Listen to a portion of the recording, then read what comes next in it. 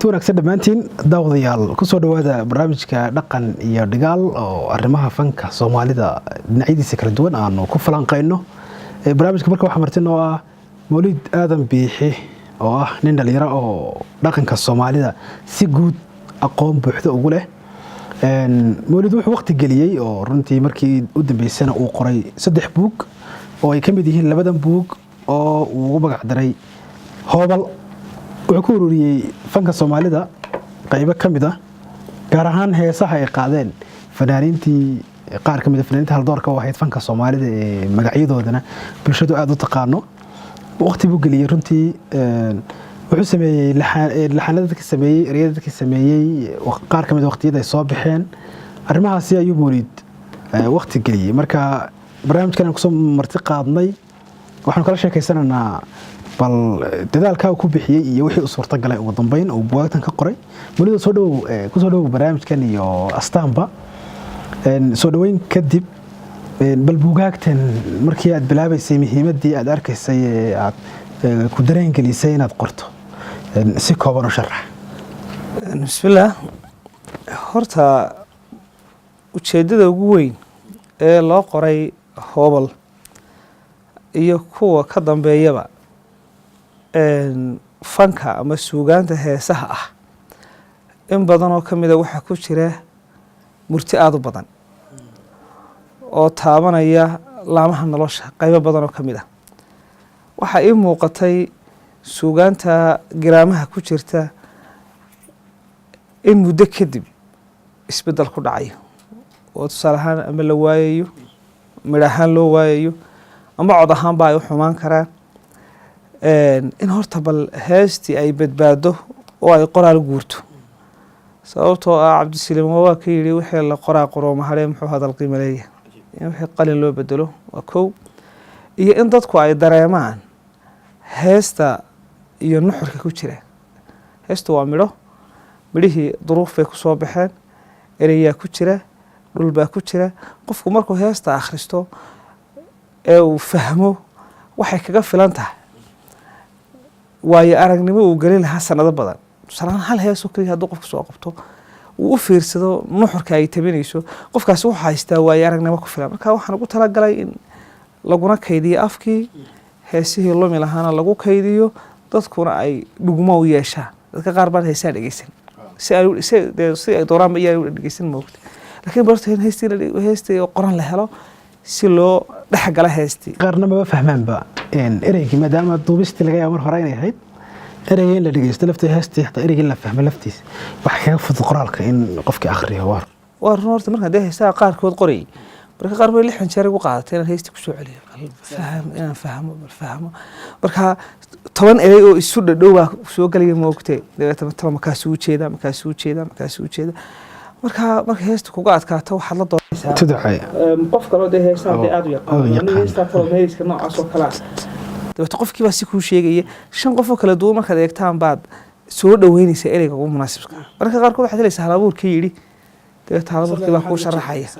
ereygan bal ereyhan muxuu noqonayaa dabeetana ereygaas ku sheegay. Mawlid waxa jira marka qaar in sentenisyada ama tuducyada meersida laftoodu waa ismaacanayaan marka qaar oo dad qofku markasta uu suugaantii iyo arrimihii si dhex galo uu fahmi kara barar badan ereygaas inkastoo deegaanada qaar lahjadaba yihiin haddana uu fahmi kara ereyga meesha qoon kara waa runtii laakiin waa dadaal arrin u baahan dhageysi iyo qoraal haddana loo bedelo. fanka Soomaalidu inta marka laga yimaado inta lagu diiwaan geliyay gaar ahaan fankii xilligii dawladda dhexe ay jirtay inta lagu diiwaan geliyay radio Hargeysa radio Muqdisho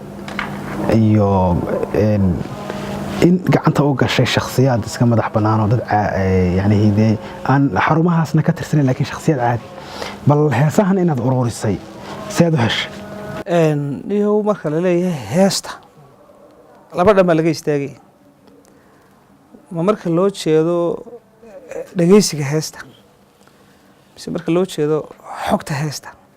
waa laba kala madax banaan. ereyada dhageysiga heesaha in badan waxaan ka helay radio Hargeysa qaar waxaan ka helay website-yada heesaha lagu kaydiyo qaar shakhsiyaad baa i siiyay Cumar baba qaar i siiyay oo ii keenay kayd kinsi xajaadana waan qoray 50 heesood bay ahaayeen wala hal habeen baan ku qoray 50 heesoodba marka meelo kala duwan ayay ka soo galayaan heeso marka la doonayo dhageysigooda iyo fulaan hebel oo heesaayo marka heesihiisii doonayso mid ba hees ku kordhinaya mid wada fadhida ma aansan heesay hebel maxaad ka haysaa wani hees baan hayaan ku diro heestiba ku siinaya marka ila kala duwan asxaabtaydii wasaaradda warfaafinta gaar ahaan qolka kaydka heesaha aan xog ka helay iyo website-da aan ku sheegayo iyo ashqaas aan saxaabnay baan ka helay taas waa markay noqoto dhageysiga markay noqoto xogtana waxaan ka helay dad doora oo isugu jira fanaaniintii heesahan tiriyey wixii noolaa dadkii ay kuwa ehelka ahaayeen ay isku xidhnaayeen nimanka codadka heesaha u sameeya ee caanka ah oo tusaale ahaan dee badankooda intii aan heli karay Saare Axmed waa la xiriiray Allah u naxariisto Axmed Cali Cigaal waan la xiriiray Khadar Daahir waan kulanay hadii Aamina Cabdilaahi waan saragnay Maxamed Salmaan walaalkii Jaac baan saragnay hadii Ilaahay ku subato gal Xasan Aadan asaga waan la hadalay oo heesaha wixii nagu adkaaday waan weydiinay marka dadkii waxaan lahaa hal abuur badan oo la kulanay baa jirta oo uu ka mid yahay Xasan Ganay Maxamed Salmaan Bide hadii la qadarkeeda leeyahay niman noocaas Yuusuf Shaacir Axmed Awgeedi dad noocaas oo fankii ku xiran iyo mulaxamiinta laftigoodiiba sida Cabdikariin Jiir Saciid Xaraw ninka la yiraahdo Bashiir Xadi mulaxanka marka dad badan oo Muuse Cali Faruur ninka la yiraahdo Saxardiid Maxamed Jabi marka intii aan heli karayay na cagahan ugu tagay oo waan wada fadhiisanay wixii ay nagu adkaatay inaanu la kulano oo duruufte jirta ay noo diiday waxa sida dadku inaan fanki wixii bixinayn moogtay macluumaadkii cid kale oo ay cid furaysa ayaa noo diray ninka maandeeqo kale way nagu adkaatay boobaan u diray heesiyahan ka doonayay marka dee la leeyahay qofka maaragtay shakhsiyaadka dad kala duwan oo wixiina dee si ula jaara haddana qof kastaba dee hawl gaara u hayo ayaan ka ururiyay heesaha xogtooda markaas ay ku soo galeen waa gartay marka dadka xulatay bal buug waxaan ku horeynaa hobal 1 ama hobalka koobaad buugaas imso qof baad xulatay xulashada markaan xulanayay umaan eegin yaa sida loo kala cod wanaagsan umaan eegin sida ay bulshada dhexdeeda caanka ugu yihiin umaan eegin sida u kala heesabadayeen umaan eegin waxaan ugu talagalay inta soo qabatay markaan noqotay iyo fanaaniinta inta suugaanta badan leh ee waxoodii la heli karo in la ururiyo markii hore aan bilaabayay xitaa qastigu ma ahayn inaan hormeeyo markii hore waxay ku dhalatay warlaanba codda Soomaad marka leeyahay heesaha la dhex galo qofka banaanka ka jooga heestii iyo qofka ku dhex jira ee wax ka deemaha hada fanaan waa kala laba si horta waan isu keenay heesaan ururi marka waxaan yeey lumintii baan ururi isu keenay qiyaasta 200 heesood baan qoray dardartii la jeeray dabta 200 heesood way bateen 200 heesood oo de waliba intaas fanaano kala duwan waxay noqotay marka inaan deesan wixii lagu eegina la hormeeyo bal fanaaniinta dibta loogu noqdo la kala shaandheeyo oo deetan kala shaandheeyay waxay soo baxay oo marka xogtoodii hayay 12 hoobal 12 fanaan 12kii hoobal si maaragtay cashwaaya oo aan ahayn si toos ayaan u habeeyay oo marka buuga koobaad oo kale waxaan ku qoray Maxamed Salmaan Tubec kala waxa dabata ku xiga Maxamed Khadar Daahir ciga waxa ku xiga Xasan Aadan Samatar ka buugan oo kale hoobalkan koobaad markuu soo baxay hore 2 jeer baan daabacay markii koobaad aan soo saaray wuxuu ka koobnaa 5 qof Magool iyo Axmed Gacayta ku jiray markaan buuggii eegay aan heesihii hoobaladana aan dib ugu noqday waxa ii soo baxday in laba aan ka saaro dabeeta aan beeriye heesihii Salaan Xasan Aadan oo kale 30 heesood ku daray Khadar Daahir oo kale aan 10 ku daray Maxamed Salmaan aan 20 ku daray inaan wixii beeriyay oo dabeeta Khadar Daahir kuwii aan ka reebayna iyagana si aan u ururiyo dabeeta iyaguna ay bateen khadra imsa ugu jira buugan hawalo walkan waxa ku jira guud ahaan heesaha ku jira waxa weeye 150 heesood baa ku jira boqol heesood mid kastaba waxa kaga qoran heesaha caanka ah. heesu da laba nooc waxa jira heeso si gaar ah looga qabtay oo aan qarxin ama bulshada dhexdeeda aan ku fidin iyo bulsho qof kasta hees kasta qof kasta marka la shido ama muusigeeda la shido ama ereyga koowaad marka la maaragtay uu baxo qof kasta wallahi waa heesabla marka heesaha intii caanka ahayd ayaan mid kastaba horta ka qoran badankooda. waxa markaa shakhsiyan u horeeya Maxamed Saleebaan. maxamed markaa buug wuxuu odhanaya wuxuu ka sheekeynaya markaa Maxamed Saleebaan taariikh yar oo kooban halka ku dhashay xilligu fanka bilaabay ruwaayadaha wixii uu ka ruwaayad soo jilay hooba dumarkii ay wada heeseen gabagabadii halkii uu ku dhintay. Saleebaan horta 1957 uu heesay Soomaaliya 1900 adigu fanka Djibouti buu ka bilaabay isagoo Djibouti jooga ayuu fanka bilaabay marka 1958 heesaabo markii uu hargeysay inay waa kii saafanka ku galay heesaha caanka ah ee aadka waliba kuwa lagu jecel yahay ayuu qaaday marka intaas ka qoran fanaanka dabeetana waxaad bilaabaysaa heesihii heesta koobaad ee ka bilaabay sida Jaawo Geel marka xitaa waa heestii koobaad ee uu qaaday uga baan bilaabay waa hees uu leeyahay marka waa heestii koobaad ee marka aan ka qoray qof kasta heestiisii koobaad aan qoray ayuun baan ka dhigay heesta koobaad ee aan ka bilaabay heesiisa heestii uu ku bilaabay iyo siduu u bilaabay waan sheegaya laakiin marka qaarkood sida Jaawo Geel waxaa la leeyahay Yuusuf Canfar oo ahaa wariye ka shaqeeyaha dadka qaarna waxay jireen Yuusuf Danaakili oo afka Canfar ku sii deyn jiray heesa badan oo aad u qurux badan buu leeyahay marka sida Jaawo Geel oo kale waa dhaxjib sida Jaawo Geel oo jiila labaar iyo jeeliyaha raadada laxankana Maxamed Saleebaan baa marka dabeeto qofku imika deelma inanka xilliga nool ee dhashay 2000 markuu heestaa maqlo wax dhan ay soo mayso sida Jaawo Geel sababtoo Jaawo Geel lama arag jeeliyaha raadna de garan maayo jiilaa la macno badan marka qofkii horta waa in horta heestii markuu arko qoraalkii wuxuu isweydiinaya talo Jaawo waa maxay gela looga heesa jilaalkii adag Jaawo adiga iyo wiilkii Jamaal Jiirku ku halaaw la jecel marka in qofka horta de afkiisii baa meeshii ku kaydsan inuu afkiisii barto dhaqankiisii baa ku jira inuu dhaqankii faaqido la heesto waa wixii waa waay aragnimadii nolosha uu qofku ka haystay ama aqoontii deegaankiisa noloshiisa uu lahaaba ku ururinaya marka horta heestan ka bilaabay heestaas ku jirta heesihii Maxamed Saleebaan deelaha caanka ah la yaqaan ayaa ku wada jira oo qofku de markuu buugiisa uu eego waxaan ugu talagalay inaan de qofku buuga ku moogtahay ku hafan heestii waxa loo sheegay hebel laxanka yaale talabad waxa jirta dad dulman oo aan aad loo aqoon dadka tusaalahaan ninka codka u sameynaya heesta 7 wax ku dhow hees waa wax noqon karta laxanka waa laxanka hees waa laxan imika sida Jaawo Geel iyo tusaalahaan rugta lagu abaarsado labadaba waa laba maaso godkay ku socdaan waa jiifto midna waa ra midna waa jiim soo saama marka day uu yiraahdo sida Jaawo Geelo jilaal abariyo jeliyo haraadile heesta markuu soo qaaday heesta Jaawo Geel waxaan ku baranay sida waxa macna u sameynaya waa sidan kana in la yiraahdo rugta lagu abaarsado raranka iyo uumiga hadan reerka laga waxaan labada heesoodana kala baray ee kala duwaya ee macnaha oo kala sameynaya ee u kala dhageysanaysa waa codka laxankan uu sameynaya marka in la ogaado bal horta laxanka cidale waliba dadka aan la sheegin waliba xiliyada warbaahinta ilaacadaha waxa la oran jiray tusaalahaan heesta marka la sheegayo waxa la sheegi jiray heesta hoobalka dabeeta midhoolaha ama qofka ereyada curiyay qofka laxanka uu sameeyay inta miray heesta ay soconayso tobanba ama lixba waxa la sheegi jiray ninka farsamo yaqaanka maalinta duubay waxa la sheegi jiray taariikhda la duubay waxa la sheegi jiray oo kale hadii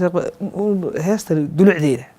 macala calba forja amamba nabi ambamba wadaniba heestan xitaa dulucda guud ay xitaa xambaarsan tahay wala sheegi jiray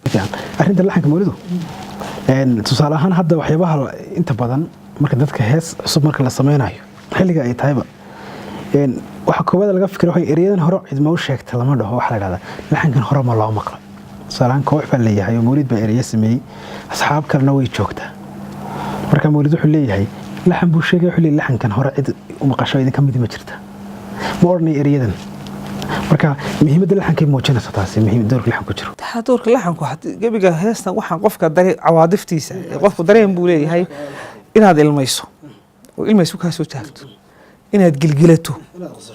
haa marka de hees wadaniga lagu saaro ka soo qaad heestan maartay geesiga dhulkiisa marka dhageysanayso geesiga dhulkiisa gusha uu horseeda marka taas kala maqlayso waxa dareemaysaa qof ahaantaada caadifadaadi baa kacaysa inaad xitaa dagaalka la sheegayo adigoon xitaa waay aragnimo dagaal lahayn inaad gasho soo maha marka salaamka qofta ku sheekaynaya heesta calaa dhigeysanayso cidna eersan maayo kale waxaad sarkaysaa adigoo uurka ka ooyaya uurkan ka ooyo waan ka heshaatay soo ma waxaad sarkaysaa adigoo uur gurulaxayo oo warniyo waxaad la dareen noqonaysaa marka dareenka waxa fariinsidaha iyo adiga isku xirmaya waxaan ku gilgilay marka waa codkii laxanka marka laxanka in la ogaado la barto la dhadhansado oo la yiraahdo garta dadka aan bulshada dhexdeeda caanka ka ahayn haddana heesta 70% macna u sameynaya in la barto marka waxaan sheegayaa heestan hebel marka de fanaaniinta qaar kood ba xitaa codadkii sameynayay waa gartay tabeeco kale imse heesod qiyaas ahaan imse heesod ka qortay qiyaasta maxamed saleebaan tabeec ka qorani waxay noqonaysaa adigu 60 heesod baa ka qoran yaa u badan heesaa sameeyay iyo heesahaas maxamed saleebaan hawla doora ayaa sameeyay nin sabeeye cali xadan la yiraahdo yuusuf maradoon xuseen faarax محمد ورسمة هتراوي عبد القادر عرو عبد القادر علي عقال هدي هي قدر كذا كوها هي محمد علي كاري هو سجلفتي صوت هيس له عبد الله عبد الشوي لفتي سوى سمي غار بقدر سجلفتي صوت هيس له حسين أديك لو نشري حسن شيخ مؤمن أو كله وحولي علي سوق الله أو كله هسي كلية علي سوق الله حسين وفارح حولي ده هسه أنت هذا ما ركتي أمانة ده سجاله وحكلوا لي هاي هدي لهاي كوسة بتقول لي هاي هسه أنت هذا ده الوداد إنك ده الوداد أنت بدن ده وعانوت هاي على عبد السعيد حضرها بوجرا يكون قرنتها شاعر أيام خوض الشيء كيستنى هسه بل له هسه بان كل ياله wuxuu maxamed saleebaan marka wax xikaaya wax ka waramaya asna dhacdo dhexmartay isagii maxamed saleebaan marka waxa ku leeyahay yaalay wuxuu iga sheekeeyay maxamed saleebaan tabac Jabuuti ku kulmeen iyo shaacir dibadda uu heestan dal wadaad weydiiyay wuxuu sheegay heestan inuu leeyahay Xuseen oo Faarax Dubad laakiin uu siiyay uu hibeeyay Cabdi Cali Absaaq marka waxa jirtay heesa badan oo qof leeyahay لكن روايات كتير روايات دي لسيو إما تصلحان روايات دي لونيش صاحب كاميرا واسد كاميرا وسببتها مصطفى شيخ علمي واحد كتير هيست هذا مرق الله بالصول وقد قاعد يعني هبة خضر ظاهر يو صالح قاسم رياضة تعرف بس كله لكن روايات دي كتير توه بي روايات دي تشيني يتعايلوا كله هيست أنت هذا 10 بار لقيت يعني كل عبرقات هورياس كله لكن واحد كتير الرواية دي حروي واحد كتير سين فنان نيك صبي أبغى صبي لفتيسو سوام دور بسميه وسميه نيك الهذا عمر دولنا كودي بكرة أيوه محمد سلمان صبيني واحد يقول شيء جاينه هان عسكري سركال كتير سنة عندما ده حاجة دلك هذا واحد شيء كم يتهاي استرا ما أعرف جوبا ده ديك مويه ولي هاي دمر ويجا جرانوك هاي عين كاسو كتيرته قبل ليلة هذا أمانة قرح بدن ساسو خلا ولا يقول شيء سبعي مركا قن هرومان لهين فنكي سينما دراسين لكن وحنا نسكو برانا مركي محمد سليمان ودي ومقعيده يقول عصو waxaa jirtay iyaduna sidii meel tigaad loo oo qaado maxamed saleebaan diyo maxaasta waxa la igu sheegay sabeeye laguma sheegin halkan bay ku taalaa xasan la yiraahdo aan filayay inuu xasan caynkaas ahaa awaanada buugta ku jira waxa kamid ah xasan guulwad oo kale ninkii awaan oo hadda waa madax dhaqameed uu joogaa isna waa la sheegay ilaa Muqdisho joogaa baa la igu yiri buugta waxa ku jira in la yiraahdo sanad oo awaanada ku jira in la yiraahdo maarkay Barre Maxamed Fiido ninkaasna waa heesuuleey ku jirta wala darwaayadii ka jooga diga maahe iyo iyo jeegaan jaleecada iyo markaan daada jiray 15 iyo san noocaas jaleecada ilaxan ku saaray ereyada Cabdiqaadir Ciro iyo guri waa iska leeyahay saas ugu sheegay sax waxaan markaa dee u diiwaan geliyay marka horta waa sidaa wadaad yani isku dhex jiraan sax horta intaan hore ka gudbin heestaas dumar waa iga garanuug Soomaalidu de maadaama nin dhaqanka iyo waxaasna aad ugu dhoon dalool tahay garanuugta maxaa lagu soo halqabsadaa iyo Soomaalidu waxay yiraahdaan marka laga hadlayo qof leeyahay waxaas waan ka caaganay markuu leeyahay qof waxaas horta dhaqan ahaan inta badan waxaas way iga garanuug baan yiraahnaa markii aan raadiyay sababta ciiseeyay dibirad caadada dumarku helaan oo kale ayay leedahay qaarkoodna waxay sheegeen marka hilib ahaan laga sheekaynayo inaanay ugaadha hilibka macaan ahayn isku soo wada duubo adigu waa wax amba cadkeeda ha loo diido amba sida la sheegayaba ha jirtay waa dhaqan markuu qofku shay maaragtay ka sariiganayo ay waxaas wiiga garano marka wuxuu leeyahay gobol adiga mooyee dumar wiiga garano oo fiirso oo macnaha gabadh kaloon adiga ahayn oo dabaciga gali kara ma jirto ha xasan aadan oo kale iyo kulli laftiisa waxbaad ka qortay dood baa inta badan dadku sheegaydaan fanaaniinta kulli baa ugu heesa badan qar xasan aadan bay sheegaa Cabdinuur Alaale ninka la yiraahdo Jabuutiga fanaanka Soomaaliyeed isaga laftiisa waa la sheegaa bal inkastoo inagoo aan go'aan ka gaarayn haddana maxaa ku soo baxay adiga intii aad watay horta marka laga sheekaynayo badnida horta waqtiga way ku xidhantahay inta labadan qof ay heesayaan maxamed axmed fanka wuxuu soo galay 1900 iyo 56 ilaa 55 waa markii wax yar ay asaasnaayeen markaas uu soo galay xasan aadan wuxuu soo galay 1971 waxa uu dhaxeeyay 20 sanadood soo dagaranaysid 60kii ilaa 70kii inta laga soo gaaray marka ka nimaadna 50kii meelahaas oo heesii qaraamiga ahaa ay aad u socdeen de gabiga fawlaba waxa jiray isaga iyo midhar kale halaboortadii jireenay iyagu bay wax u dhiibayeen marka hadii la yiraahdo cod qaraama oo hees lagu qaaday kulcba badan marka la yiraahdo ruwaayadihii jiray cali sugle 60kii ilaa 70kii intii la soo gaaray 9 ruwaayadood uu sameeyay Xuseen baa kamid ahaa odaygii loo jiray baalka asxardiid baa kamid ahaa ragii xilligaa joogay de fanaanka heesta u dhiibay isagoo marka qof kasta heesta u dhiibay de maxamed horta kulc waxaan ahaa de najm yeeka fanka yiraahdaan yeeke wakan de turubka waa yeeka u sareeya yeeka fanka oo marka de xagga maaragtay toolmoonida codka dareen tabinta xaragada xulashada ereyga wuxuu ahaadeen aan wax walba si diraq ugu dhicin marka hees loo keeno de heesta saas weegay heesta uu ka shaandhaynay heesto haddaanay ahayn hees qarxaysa amba hees murtilo oo wax laga faa'iideeyay maxamed mu ahayn dadka heesaa ku dhigan qaraamka kale Ismaaciil Sheekh Axmed baa qaraam badan u dhigay qaraamha marka hadii la yiraahdo heesaha maxamed xasan maxamed yuusuf oo ka wareystay oo taariikhda ku xidhan odagana de aad isugu xidhnaaye wuxuu wax la wareystay 82kii baa mar la wareystay maxamed axmed kuluc waxa lagu leeyahay heesaha ku diiwaan gashan waa imisa marka wuxuu in 200 wax ku dhawaada ayuu carabaabay wali inta markaa xusuusnaa diiwaanka inta kugu jirta 200 heesood meelaha uu sheegay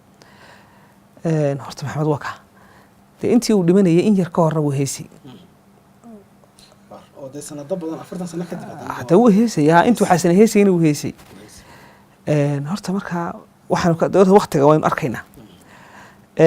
xilliga de fanaankii jiray ee hal doorka ahana waa marka xasan u nimaan xasan isagoo 17kii fanka soo galay oo de howlo badan ay ka horeeyeen qaarna ay isku xilli ahaayeen sida Cabdiqaadir Bagaag iyo Cabdinaasir Macalin Saciid iyo Allah caafiye ninka la yiraahdo Cabdi Tahliil iyo qalinla iyo rag ayagoo isku haraga iyo ciyaarta rag ayagoo isku xilliya ayuu hadana wuxuu kaga duwanaa wuxuu ahaa nin doonayay inuu soo baxo heelanaan baa ku jirtay xiftidiisuna aad buu wanaagsan baan igu xasan inuu wax badan ururiyo de fanaanka halabuurka isaga ducaynay marka hees kasta oo arkana uu ku dhagay waliba Soomaali afsam haygana kuwa maygana wuu ku heesay labadaba uu isticmaalay marka xasan aadan heesihiisa dee inta la yaqaan duuban isagoo xasan fursad wuxuu helay xilligii garaamuhu jireen in wixiisi la qabto oo la duubo laga shaqeeyo laakiin maxamed kuluc heesa badan oo uu leeyahay ayaa lumay golayaal ka qaadon university tira male maalin walba waxa iga soo horbaxay hees hor leh fuuga soo baxay baa lagu oranayaa heestan isaga taa kale isaga isku dayday laxanadan uu dhiibay Ismaaciil Sheekh Axmed macallin Haruud ninkii loo jiray macallin Haruud waa Haruud baa saxan filay Haruud macallin Haruud baa ya sax Ismaaciil Agaf Ismaaciil Sheekh Axmed Ismaaciil Agaf heesahan qaraamkee badan ee uu dhiibay weli inaad tira koobto ma isku dayday oo lahniyo marka dal leeyahay heesaha hala tira koobo waxay noqonaysaa horta waa in xogtoo dhammaystiran la helo mar haddii wuxuu qaraam noqdaan mar kasta oo horta ay wixii waa hore tahay dadkii laga heli lahaana badankooda dhinteen waxay noqonaysaa wax mutuhisa iyo tibaaxa inaad ku hesho mooyaane laakiin cid farta kuu saarayso kulmaysa anaa goobjoog ka ahaa ereyada isaga lahaa mar baa jirtay malaa 2000 iyo wax meelahaas allah u naxariistee dhammaantood intii dhimatay dacar iyo xudaydi iyo kuluc iyo yuusuf xaaji aadan qabile gurigiisa mar lagu duubay garaan mar bay soo gashay heesihii markaa waxa xidhiidhinaya dacar markaa horta dee in la yidhaahdo heesihi hala soo tira koobo way aad bay u adkaanaysaa markaa horta in la yidhahdo wixii hala soo xaqiijiyo way adkaanaysaa markaa su-aashii ahayd horta allaale wax xooga kama hayo dee markaad wax shaygaad xog ka hayso maa muhiim inaad ka hadasho ma waxaan sheegayaa ninkan dee fanaanka reer Jabuuti Cabdinuur allaale su-aasha kala badnida marka allaale waxaan ka sheego garan maayo laakiin nin aanu asxaab nahay ayaa wuxuu ii sheegay allaale inuu yiri sidoo iga soo naqilayo maaha dee waxaan hubaan xoranayaa wuxuu 400 oo heesood baa diiwan gashay aniga in ka badan baa ii sheegay Cabdinuur laftiis Cabdinuur marka 2000 iyo wuxuu ii waramayay 2000 iyo miyahayd adigu 2015 ayuu ii sheegay inuu su'aasha marka isaga waxaan kaga dee si sheego inta ahay maaha ma garanayo laakiin guud ahaan markaan ku sheekeynayno labadan fanaan waqtiga iyo fursadaha ay kala heleen ayaa ku soo saaraysa xaddiga heesooda ay kala qaadeen waa aragti la qabo marka qofadee qolaba meel bay xooga saaraan qayb ka dad badan baa inoo harsanoo waxaan rajeynayaa kulamo kale isku imaanano bal halkaas ku nasanana markan aad noo mahadsantahay